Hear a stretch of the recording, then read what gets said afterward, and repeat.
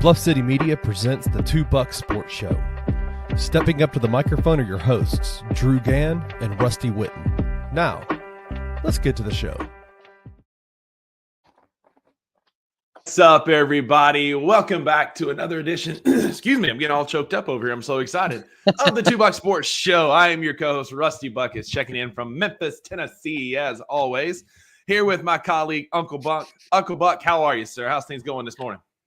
Oh, it is a beautiful day in paradise here in Northeast Mississippi. I'm really getting into the groove of this lunchtime shift that we've got here. I'm really starting to enjoy it. Good morning, Wayno. It is, I believe, 4 o'clock a.m. Australian time today. So everybody wish a good morning to Wayno. And also correct me if I'm wrong, Wayno. Could totally be wrong on that one. But yeah, enjoy the lunch shift here. I hope everybody's enjoying their lunch break. Thanks for tuning in to the $2 Sports Show on Bluff City Media. We've got breaking news. We've got Australia and Brazil in the contest.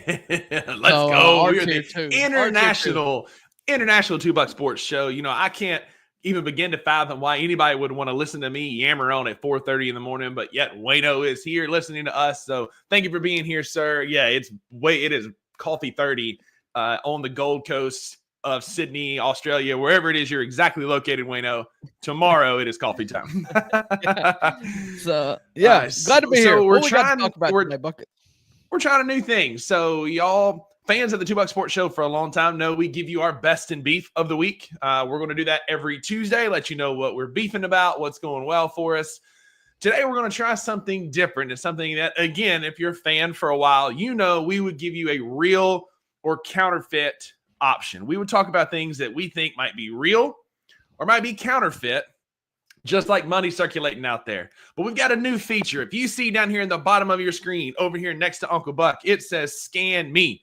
If you'll scan that with your phone, if you're watching on your computer, otherwise screenshot the image here, you'll go into your photos and you can tap in. It'll take you to a Google Doc and you can give us your hot takes. We're going to show you what we're talking about here in this segment today, but give us your hot takes. We'll discuss them live on air. If there's something you're particularly passionate about, something you care about, something you think you are right about, let us know and we'll be glad to discuss it on air. So, Uncle Buck, I got 4 things for you that we're going to discuss. All right? All right. First up, hot take. Hot dogs are American tacos. Real or counterfeit? Counterfeit. Hot dogs are hot dogs. Tacos are tacos. In America, we take other people's things and just make them our own. That's the most, if America is the first true melting pot, then yeah, hot dogs are hot dogs. Well, I mean, aren't hot dogs like German anyways? Like, probably. I don't know. Like, but we've taken it random. Hot dogs are truly American food. Because I feel like tacos is about as American food as you can get these days. No, it's hot dogs, man. Because like Joey Chestnut doesn't get up there on 4th of July and hammer tacos. What does he eat? Nathan's hot dogs, like on the 4th of July. Although this year we boycotted it because they wouldn't let him do it, which is bogus. But no, I stand by that. He wanted to do the Beyond Meat hot dogs. No, he should have been banned. I guess that's fair. But anyway, I digress. Hot dogs are American because that's what we hammer on 4th of July. Yeah. And I want to say it's real because you think about it. What is a taco? It's got a shell with the meat in the middle. All a hot dog is a bun with the meat in the middle. No diddy. It is an American taco. I mean, it's true, but I would, because I'm an American elitist here, I would say that a taco is an American hot dog. I mean, yeah, that's right. Right. A Mexican hot dog.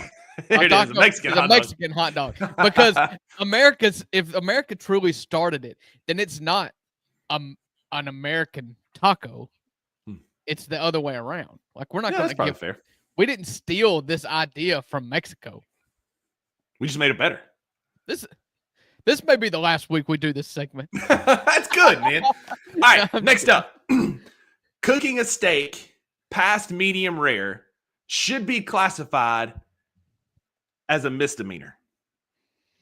I would say past medium, because I want mine medium rare, absolutely, every time. but I can understand if somebody doesn't want it cold in the middle. Like I will give them that much. Anything past medium, like if it's not pink in the middle, then yes, you should be charged with a misdemeanor crime. Listen, man. Anything past medium is very much shoe leather. Medium, Yes, I agree. even medium is kind of encroaching upon getting uninvited from the cookout. I tell them I want it as rare as you can cook it because a few steaks will do it blue rare, which is cold and basically maroon in the middle. It's just knock the horns off and bring it to me. And so anything above medium rare to me should be classified as a misdemeanor. It is an abuse of a good piece of meat, a good steak. Give me medium rare at most, but emphasis on the rare. Yeah, I'm with you there. And the reason why I do medium rare is because if they ever miss on a medium, it's because they'll miss too hot.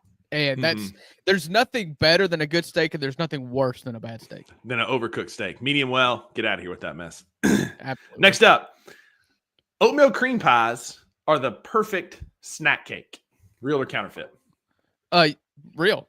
It's the best snack cake. Yes, period. Absolutely. We finally agree oatmeal on cream something pies are so much better. My wife prefers the fudge rounds, and I prefer to have her sleep outside when she brings them into my house over an oatmeal cream pie. Yeah, the zebra cakes, cosmic brownies, none of that stuff. Oatmeal cream pies are the perfect snack cake. They perfected it. Yeah, especially of the sandwich variety. Yeah, because we could do a whole show. Spoiler alert: there's one coming about Christmas tree cakes. Stay tuned for more. A little foreshadowing there. But lastly, I love a good ho-ho. You know, the Swiss cake rolls. Yeah, not love bad. them. Oatmeal cream pies is one of one. Lastly, before we move on, summer is overrated. Real versus counterfeit. I'm going to go counterfeit on that one wholeheartedly. Because I mean, it's different when you have kids though, because like that's the time where you have to like set aside to do fun stuff with the kids. They can't just miss school for anything. So if you're going to go do something fun, it's got to be in the summertime. My wife is a school teacher, so she's home. Everybody's just home. And so, yeah, summertime for me is the best season. And that's just because that's when we get to like do literally whatever we want to. See, I hear that. For me, the only thing summertime is good for is like water activities, because otherwise I'm gonna be sweating profusely. Yeah. And I'm gonna stink. It's awful. What's better than water activities though? Being able to like grill outside and not sweat to death, be able to go sit outside at a brewery and not sweat to death, be able to walk around, in Memphis, go to there's things. Trade-offs for sure. Listen, man, there's only so many clothes I can take off before it becomes illegal. I can always put on more clothes in the wintertime and go do these activities. Outside of water activities, I think summer is overrated. Give me cooler weather. Give me cold weather like we've had. It's quarter zip season, baby. I'm here for it. Best weather. Summer is vastly overrated. Yeah. Vests are something I've just gotten into this fall. Welcome to the club. I think I'm in. Welcome I went to our company Christmas party on Tuesday night, and my wife, for our anniversary was last Wednesday. And she bought me a nice vest from the shoe store in Corinth, Austin Shoes, if you're ever in town. Sponsor. And so I was like, okay, I'll wear my vest to the Christmas party. Look around.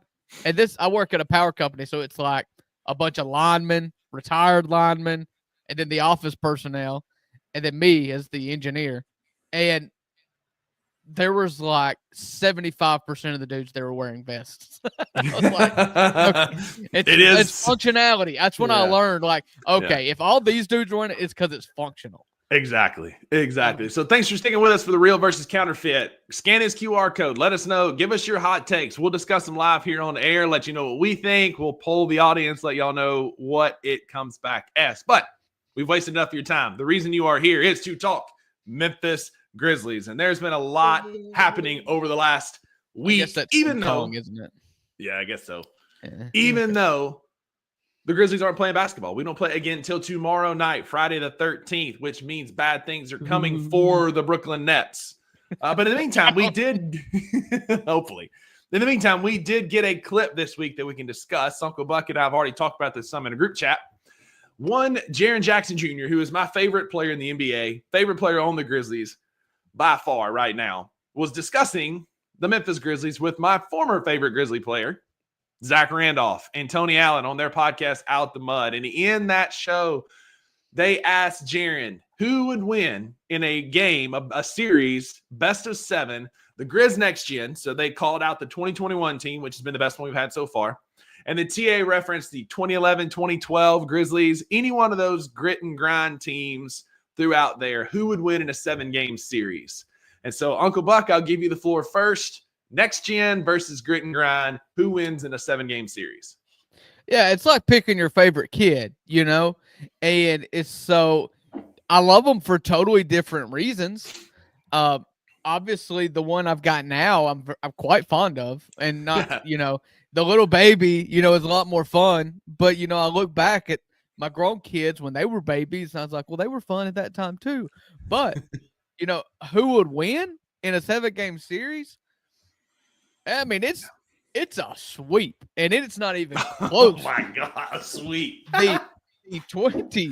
the current Grizz Next Gen Grizzlies would sweep them. I mean, listen, I love it. I love the old team. But what do you love about that team was their tenacity, how they were always getting it in the mud, and they were always, they were different. But even then, even when they were at their prime, you remember who was winning all the titles? Golden State, the team that flew around. Like, we never beat Golden State in a series. Like, oh man, there is no one that was going on that team that's capable of slowing down John Morant. And as much as I love Marc Gasol and Tony and Zach Randolph, good luck stopping Jaren Jackson Jr. That's just a whole nother force. It's a type of player that was not even playing in the NBA 10 years ago. In this type of NBA, I suppose that if you're cold from 3, like you've seen with the Grizzlies, like if they get 3 happy and they get cold, then yeah, in the mud, the grit and grind Grizzlies are going to have some success. But they cannot run. Are you kidding me? They were scoring when they were at their best. They were scoring 95 to 105 points a game. So the Grizzlies at their worst right now are scoring more than 95 to 100 points a game. Those grit and grind teams were some of the best defensive teams of all time. Marc Gasol. And let me just real quick. So TA said it's the officials from back then. He called it out for the officials from the G&G years. Well, you left off a critical piece of information. Now I think that everybody's seen the clip. I have not seen the clip. I just talked to you about it. You set this thing up. I sent you the clip. No, you didn't. You just said it. You just in the group chat. I sent you the clip. All right.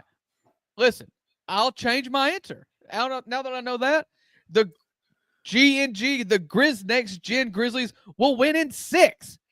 All right, hang on. You've had the floor long enough. Hush. The grit and grind Grizzlies are the best. Have oxygen. One of the best defensive teams of all time. You've got Marc Gasol, DPOY. You got bully ball Zach Randolph. You got TA, who cut the water off of the likes of Kevin Durant and Kobe Bryant and some of the best scorers of all time. I think, and I love this new team, but we have struggled in the half court. And it's like I said in another group chat, if this turns into a track meet, John's going to get 50, and the next gen will probably score 150 because Zebo couldn't get up and down the floor. But the grit and grind Grizzlies were very special in their ability to slow the game down, put it into a half-court game, and we're a Mike broke-face, beat-up Grizzlies team away from playing for an NBA championship. We had every opportunity we were the one at the year that Zebo got ejected, and in the OKC series, but Adam Silver didn't want his MVP getting bounced in the first round. Yeah. The grit and grind Grizzlies would win that series. It would be close. I say grit and grind 4-2 in 6. I think the next gen can get running. I think they can score a few, but I think if we could slow that game down into a half-court game, grit and grind, it would just dominate. Zebo would absolutely bully Brandon Clark. Marc Gasol, now Mark and Jaren will be a phenomenal matchup. TA could slow down Josh some, but John's going to put TA in a blender more often than not. But I still think my grit and grind Grizzlies are taking it. I mean, I'm drinking out of the TA cup today. This is the TA Cup now. Well, now, yeah, we're talking about prime, man. Listen, I'm talking prime. I'm telling you right now. No one loves that team more than I do. So you painted me in this picture in this corner here. However, after 4 minutes of gameplay, Zach Randolph would need oxygen. Okay, like there is no chance they're getting up and down the court like that. And what you've got to remember is that to play half court basketball, you've got to miss shots. Like it. I mean, you've got to make. But next gen is good at missing shots. Yeah. All right. It's just not going to happen. It's not. Let us know. Listen, we got another QR code for you here. Scan this. It's much easier. When you scan this, it takes you a poll that says, who you with? You with Rusty or you with Drew? Do you think Grit and Grind's going to win? Do you think Next Gen is going to win? Scan it. If you think Grit and Grind, you pick Rusty. Next Gen, you pick Drew. I was going to say something to Wayno right here. He said, Mom and Dad don't fight. This is America. We call her Mom. It's an O. But the Memphis Grizzlies are back playing basketball on Friday. We're going to take a quick peek ahead to the next 3 games. We've got 3 coming up, and they're going to be some pretty good games. We've got Friday night, we've got a revenge chance against Zaire Williams and the Brooklyn Nets. It was one of the games added because we did not qualify for the NBA Cup. So Brooklyn comes to the Forum tomorrow night on Friday the 13th at 7 p.m. It's a tryout for something we're going to talk about here in a minute. There's a couple trade packages that Brooklyn's floating out there that Memphis is rumored to be a part of. So, Uncle Buck, we've got a good chance tomorrow night to get on our winning ways. Do you think we find a way to get back on the bandwagon of beating Brooklyn, I guess? Yeah, I mean, listen, I would have picked them to win the first 2 games, but I was wrong. Yeah, there's no way that you would actually expect Brooklyn to win this game. I'm just curious to see what team Cam Johnson plays for, because if you trade for him before that game, I'd love to. First game back in the grind house against your former team. However, I would be okay with him sitting out tomorrow night and then just for his last game as a net, and then just maybe at halftime or after the game's over, just kind of shuffling over to the home team's locker room. You ain't got to go far. Just walk across the stadium. And I agree. I think we're sitting Luke with illness, trade-itis, resting him up to get him shit. There's no way. In 3 days, that contract is tradable. He is gone, man. I told you when we were talking about this with the Marcus Smart stuff, even before we heard what we heard, there is no way that Marcus Smart was sick. I agreed 100% with you. A week and a half. Absolutely. The only reason he came back was Vince got hurt. He was sick to be traded. Then Vince got hurt, and by necessity, he had to come back. So Luke is sitting. I'd love for the Nets to do the same with Cam Johnson or DFS and Dennis Schroeder. If all 3 of them sit tomorrow night, I think we have our answer. But we got a chance to win because the next 2 games after that get a little bit dicier, games that we need to win as we play some better competition. On Sunday, we picked up a game at LA. We play the Lakers Sunday night at 8:30. This is, again, one of those cup replacement games. We get another crack at LeBron and Bronny and the Lakers that has seemed to be further and further more dysfunctional. I'm sure you saw NBA Centil posted that some random Lakers player hung a Shanghai Sharks jersey in Bronny's locker. Not real, but it was still pretty daggone funny. We got a shot to beat the Lakers. We're 1-1 on the season with them, and we play at – it used to be the Staples Center. I don't even know what it's called now. Crypto, that's right. Crypto Arena. Sunday night. Yeah, so we've split home games with the Lakers. We beat them really bad in FedEx Forum, and then they beat us really badly in the Crypto.com Arena. And we're going back to play there again, but this is not the same Lakers team. If you look at the standings here for the Western Conference, the Lakers – in their last 10 are 3-7. They've fallen to the 8 seed, at 3-11 overall. So they were 10-4, and they're 13-11, and kind of going the wrong way. And so honestly, they're kind of doing the same thing we were dealing with. We wanted the break, or we're happy with the break and missing the in-season tournament bracket so that we could, rest up Dez, kind of hang out with a little win streak, feel good about themselves. They needed the reset. And so it's curious to see what it's going to look like on Sunday after they've kind of reset a little bit. Yeah, agreed. That again, like I said, this team is falling further and further into dysfunction. Kind of the same with the Warriors. We have the Warriors on Thursday the 19th. We'll have a couple shows before that game, but that's the next game. We need to reset and get playing better before the Warriors come to town on December the 19th. We'll talk more about that next week. But you bring up a good point here. We're talking injuries. We had some updates this week before we get into some trade rumors involving the Grizzlies about Zach Edey and about one Gigi Jackson Jr. We'll start with Zach Edey. It seems like he is starting to feel better with basketball activities.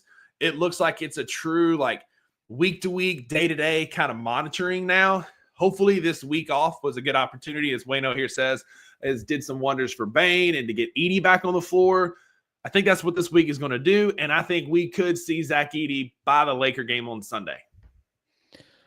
I mean, I hope so. I don't really know. I mean, I thought, for as minor as the ankle sprain was reported when it happened, was kind of shocked to see that it didn't go well. I've never heard of like a rehab assignment at the Hustle going poorly. Like I've never seen that before. It's like, oh, okay, they're going to start ramping up, and it's like, oh crap, something happened, and it wasn't re-aggravated. It's just like, oh, we're just not happy with the progress made, and so it's weird. I mean, take your time, get back. We're okay. Come back right. I'm hearing the rumors that it was just a ploy just to get him a little bit more rest, to get him through to this now past the NBA Cup, because it was going to be a lot on him to try and play all these extra games. Also, I wouldn't be surprised, particularly with Gigi, if it has something to do with like the Luke situation where Luke is sitting out because we're going to trade him. Hear me out. I wouldn't be surprised if we're slow playing Edey, and especially Gigi, that was announced yesterday that he'll be back playing basketball within 6 to 8 weeks. They said that 2 weeks ago, which put him towards the end of January. This would extend him to the middle of February, aka the trade deadline.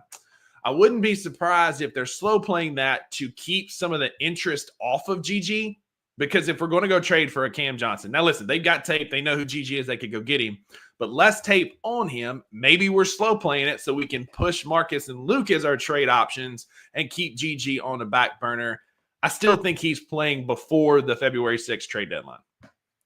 Yeah, I don't see what good it does anybody to keep a player on the bench because you don't want teams to see how good they are. I mean, what's going to happen? He turns out to be amazing like we think they are, and then they're just like, hang up the phone when they say they want Gigi Jackson. Like, you're still going to say no. Like, go out there and play. That's a stupid idea if that's what they're doing. I mean, it could happen. It could be trying to sweeten the pot for the Cam Johnson deal, where we're not trying to send Gigi out for Cam Johnson. We're trying to keep both. It makes sense. Now, I'm not saying this is what they're doing. I saw some of this on Twitter, some rumors about this. It makes sense in my brain that we may slow play it a little bit until we get our team like fully decided how we're going to be. That's trying way too hard to be coy. It's a Grizzspiracy theory is all I'm saying. That's dumb. Yeah, if that's what they're doing, that's dumb. It's pretty clear that's what they're doing with Luke Kennard, though. Like, Luke is not going to play again. Yeah. We love Luke. Like, thank you, Luke, for your service, but Luke is not going to play another game in a Memphis Grizzlies uniform. I was listening to shout out to Chris Vernon. They were talking last week with one of your boys, Brent Rooker, former Mississippi State baseball player, who's best friends with Luke, and they were saying that, like, hey, Luke's wife and Brent Rooker's wife are best friends, and they had a box for that game against the Kings, and they were going to watch Luke, and then it's like, oh crap, he's sick, and so it's like, just weird timing. It doesn't make any sense to me. If you're sick for this long, like if Luke does not play tomorrow night against the Brooklyn Nets, he probably needs like an appendectomy or something. Like there's a serious stomach bug. Yeah, I mean, exactly. This is like, we need to like disinfect the locker rooms. We need to disinfect the plane, everything, because this is some old kind school of a bug. It's like old school COVID. Like, oh, he's sequestered in his house for 14 days. Like, that's it. Luke has got trade-itis, and that's going to transition into our trade talk. Hey, appreciate everybody being in the comments. King Meeks, Wayno, Il Subliminal, what's up, brother? Everybody, Art, Maggie, thank y'all for being here. If you're on Twitter, hop over to YouTube. That's where the comments are jumping. You can hang with us, talk with Wayno and everybody else here. Appreciate y'all tuning in on y'all's lunch break or wherever you are around the world. there's been some rumors starting to pop up. The Memphis Grizzlies are being considered as favorites for a couple of players. We're in the top 2 odds. We're at a plus 600 for one Herbert Jones that came out this week. Herb Jones is the defender extraordinaire of the New Orleans Pelicans. He is a decent offensive player, known more for his wing defense, and a guy that I think, Drew, has Grizzly written all over him. I think the way he plays fits our style here in Memphis, and the rumor mill is that the Pelicans covet one Santi Aldama to build around. All right, so I was looking up some stats on Herb Jones. That has been the talk the last 24 hours. So he is in his 4th season in the NBA out of Alabama. One thing I always loved about Herb Jones is, I don't know if you remember in Alabama, he played with a broke hand and had like 25 rebounds in a game. He's an absolute dog. He is a big wing, and we've talked a lot about Cam Johnson. If you tell me that the backup option is Herb Jones, then I'll listen to it. I'll allow it. But on his career per season, so he's stayed relatively healthy, although this year he has not played. He's only played in 7 games this year. He's played in his 4 seasons, 78, 66, and 76 games in the season. I'm looking at 3-point percentage because I know that's what a role that we need to fill, and that's what I want most, i.e. why I want Cam Johnson. He's never attempted over 3.5 per game. So he's not a very high volume 3-point shooter, but he's shot in his first year 34 in his second year, 42 in his third year on 3.5 attempts a game. And then so far this year, like I said, only 7 games. He's shooting 29% on 3.5 attempts per game. He is known for his defense. And I get that. The problem I have with Herb Jones is who that they've theorized would go to New Orleans. And that has been Santi Aldama and Luke Kennard. And my kind of initial thought was, do I want Herb Jones more than Santi Aldama? They specialize on opposite ends of the court, but they kind of have the same build. Santi's I believe, a better 3-point shooter. He's certainly a better offensive player, especially in this Euro style offense. He's had a breakout year. And also, let me just get out in front of this. I'm not looking at contracts. I'm not smart enough to make that work. I don't care about money. I got it. I don't care about money. I want good basketball players. Okay. So, I couldn't afford any of these basketball players if I was paying them. So, by all means, spend all the money you can. So that's my rub there. Luke Kennard, I get it. 1-year deal expiring. Santi Aldama expiring. That I know that factors, but just the players, like, I don't know if Santi Aldama is not. I mean, I don't know if Herb Jones is better than Santi Aldama. So, rumor mill this morning is that the Pelicans are looking to add some bench depth, and they're not looking necessarily for like superstars, big players. They're trying to build around DeJounte Murray, get picks in the draft. The math in the trade works if you send Santi Aldama and Jake LaRavia, which, as we all know, is a good bench piece. That's a way that you can then posture them, give them some bench depth. I think you get a player that's similar in both of those. He shoots better than Jake, not quite as good as Santi. He is a better defender than both of them.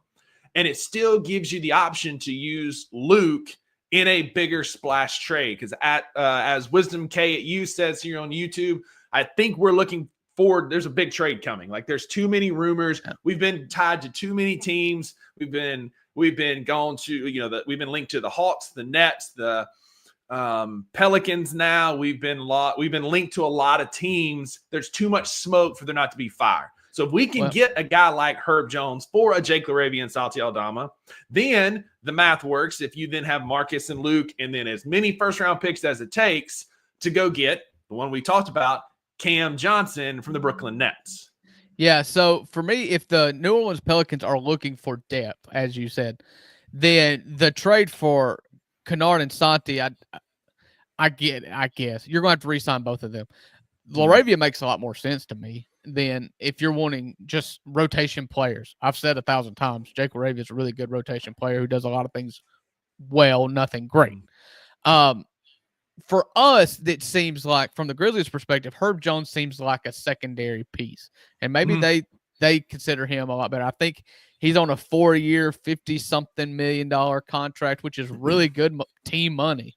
And so I think I see it as like a backup plan for like a Cam Johnson or a swing. I don't think that's our home run, but I think that's a trade that we could make. I think like our home runs are with the Brooklyn Nets. Like we're looking at we've been linked to Cam Johnson pretty consistently. We obviously asked about him last year. We talked about this on air. The Mikal Bridges package had 4 or 5 first-round picks. Are you willing to give that for Cam Johnson? Because that's what they're looking for, and the guy continues to hoop and earn it.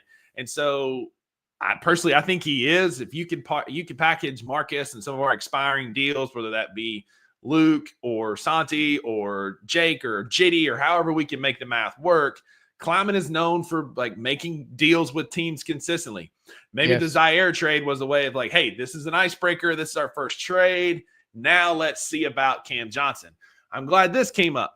Another package that was presented that the Brooklyn Nets are looking to do is pairing Dennis Schroeder and DFS together in a deal that fetches some picks and some bench or backup depth type players. Which of the two packages from Brooklyn was my next question? Cam Johnson, or would you want DFS and Schroeder? I don't want DFS for anything. Like everybody loves DFS, but I think that love comes from that first Nets game. I think he went off against us. Like Dorian Finney-Smith is fine. He's fine. But he is. Agreed. I mean, you're talking about just adding another role player in a team that's loaded with role players.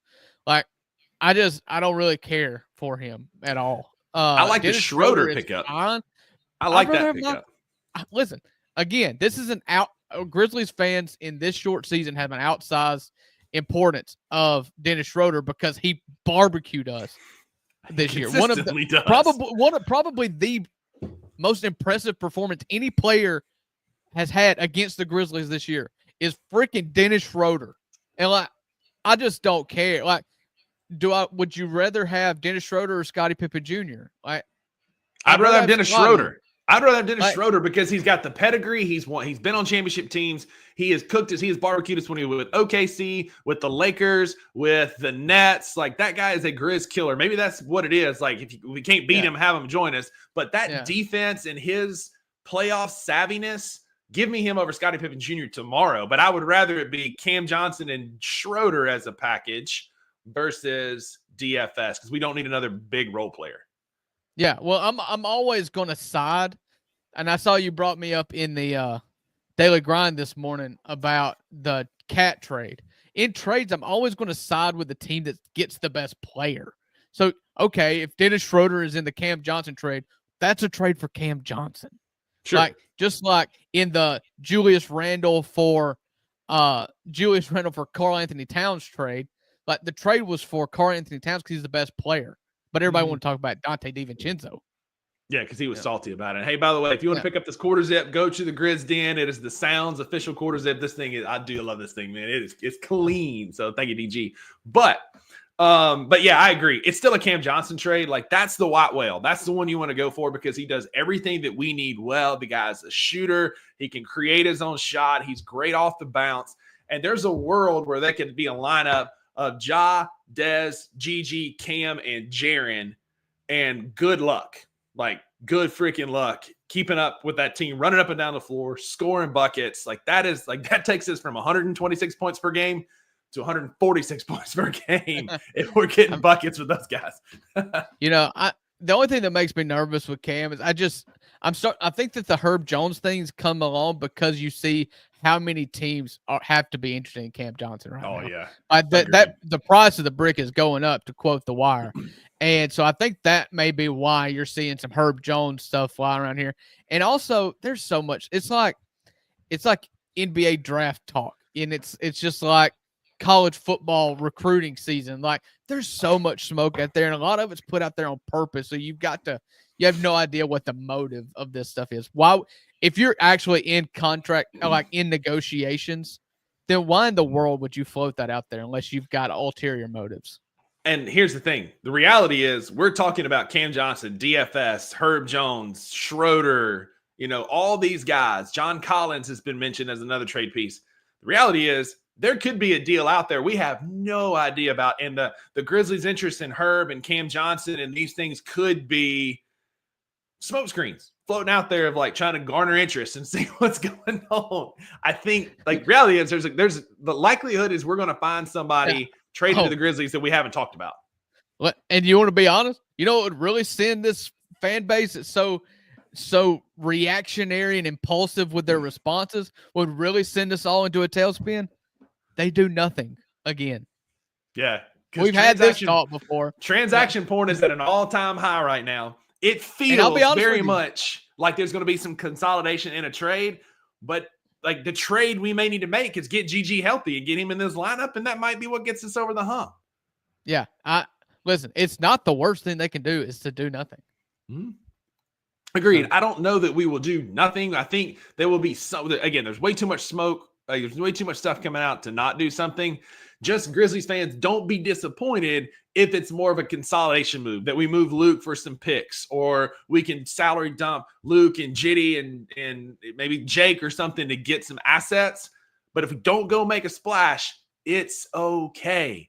You can breathe. Like it's not the end of the world if we don't go get a superstar. This team is really good as constructed, and we don't know how good it is until Vince and Gigi and Edie are all fully healthy.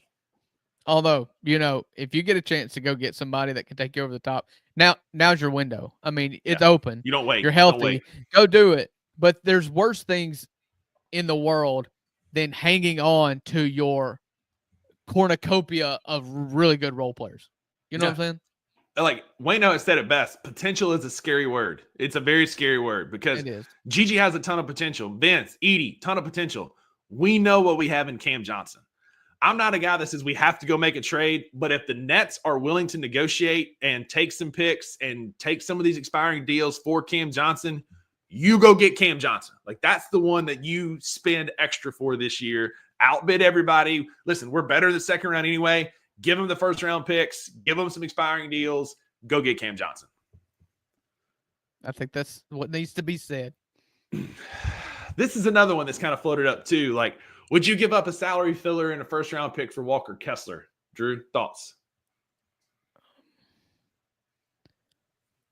Maybe. I mean, to me, if you're doing that, you're really waffling on the Edie experiment. If you go do that, listen, I'm not the hugest Edie fan. However, in a preseason, I said it, preseason game, Edie made Walker Kessler look small. And so, I'm still kind of, it's too soon for me to punt on the Edie thing. And that's what I feel like a Walker Kessler for a first round pick trade is. So I'll probably hold off on that, maybe. I think for me, it creates too much of a logjam in the post. We have three really good post players in Brandon Clark as a starter, Jaren Jackson as a backup, Junior as a backup 5, and Zach Edey as a backup 5. I think our post situation, knock on wood, is figured out because we're going to get less Jay Huff minutes when Edey is back, and I'm okay with that. I think our post situation is strong. If you can get like a Larry Nance Jr. from Atlanta is the name that's been floated out, a John Collins, a DFS, maybe like from some of those role players, but like you're going to have to send out a Brandon Clark or a Jay Huff or something to create some room. I'd rather run it with BC and keep it that way. Yeah. I'm kind of the same way. The more I think about it, the more I feel like we're probably in the massive trade. Like, I don't know that we do like small one team trade. It's just like, it just feels like if you're really going to do something huge, it's going to take several teams. It is. It's going to take, and that's typically how these superstars move. Like a Cam Johnson, there's a good chance there's going to be a few teams. Maybe it's New Orleans, Brooklyn, and Memphis that makes that happen, that we get some pieces moved around and people get moved. DFS goes to New Orleans. We get Cam Johnson. Herb Jones is moved somewhere. There's some pieces here that make it happen. This is an excellent point. I mean, we're not going to have a lottery pick. It's not like we're giving that up. But if we give up several, there's going to be 4 or 5 first-round picks. Some of them we have that are contingent on other teams. It might be enough to sweeten the pot. I'm not big on keeping our picks. The 25th pick in the first round is whatever. I'm good with giving it up for the right person. It's just the log jam that bothers me. But to answer the question, a 25th pick in the first round in past years got us, Santi, it got us Brandon Clark, it got us Desmond Payne. It's worked out. Those guys were all taken at the end with the 30th pick in the first round. But if we give that up, that ain't Memphis drafting. And Memphis was voted this week, which we'll kind of wrap up the show with, as by NBA GMs as a top 6 front office in the league. And I think if we can make it happen, I think if we can make a splash trade this year, I think that'll vault us up, particularly if it works out. If we can go get a Cam Johnson, if we can go get somebody, but it just shows that the league sees what we're doing and the process that we're following here in Memphis. It's great. The player development is great. We are right up there with the Miami Heat and some of these other organizations at developing players. We just need to see the front office do something that's going to take us out of developmental mode into win now mode. I think that a trade for Cam Johnson shows you're serious about winning an NBA title. Other teams are making moves. We got breaking news here on the 2 Buck Sports Show. DG saying that a source says that the Heat and Bulls are deep talks regarding a trade. Could that mean Zach LaVine is finally moving? Is Jimmy Butler coming home to Chicago? There's a lot of things that could mean for those two teams. I just think that Kleiman has an opportunity to prove that he means business about winning a championship now. Yeah. And I think that's the only thing that Grizzlies fans want, is they want to see that we are maximizing in our window. And we've got a pretty substantial window here of 4, 5, 6 years. But if you can get someone like Cam Johnson, who's young and on a good contract, or Herb Jones that's young and on a good contract, that's the kind of things that you want to see, is that it's not necessarily I push all your chips into the middle move, but it's like we're ready to win now and we're going to do whatever it takes. And if that takes 4 first-round picks, at least it's a sign that says, we're not scared of the price tag. Mm-hmm. Yeah, it's time to – we've got the capital, we've got the players, we've got the contracts. It's time to put ourselves at the table and make a move that's going to make us an absolute championship team. Yeah. Well, hey, thanks for being here. If you're here, give us a follow at 2bucks_BCM on Instagram, Twitter. We're going to start getting a lot more active, a lot of polls, a lot of engagement. If you voted in our polls today, thank you very much for hopping in, tuning in. If you're watching this back, you can go back and screenshot those, vote in our polls. Who do you think is going to win? Grizz next gen? Vote Drew. If you think the Grit and Grind Grizzlies would win in a 7-game series, vote Rusty. Let us know what your hot takes are for next week's Real and Counterfeit. And thank y'all for sticking around to the end of this show. We appreciate each of you hanging with us every Tuesday and Thursday. And listen, there's something crazy that may be happening, because I don't know about you guys. I keep DeMichael Cole's tweets on a notification because I like Grizzly stuff. And it sounds like he's challenged Bluff City Media to a basketball game. That's what I saw. And let me just tell you, I've got plenty of jaws downstairs. And I'll play you in a half-court game anytime. I've seen this guy go on the heater. He is a long-range threat. Nothing in the paint, but you get him on the wing, and it's over. No, if I get in the paint, it'll look like Jaren Jackson Jr. against some basketball camp kid. But exactly. Yeah, I'll fire one. I'm not scared. Wait, listen, if you're here, it's on your own volition, because this is a free show, and there is no refunds for what you hear on the 2 Buck Sports Show. That's right, because with the 2 Buck Sports Show, you always get what you pay for. Everybody have a good weekend. Grizzlies are back tomorrow. Go Grizz. See you Tuesday. Go Grizz. Thank you for listening to the 2 Buck Sports Show. If you enjoyed this episode, leave a rating and a review wherever you download your podcasts. Also, like and subscribe to Bluff City Media's YouTube page. For comprehensive coverage of all things Memphis sports, head over to www.bluffcitymedia.co and find out how you can become an insider. We will see you back here next time.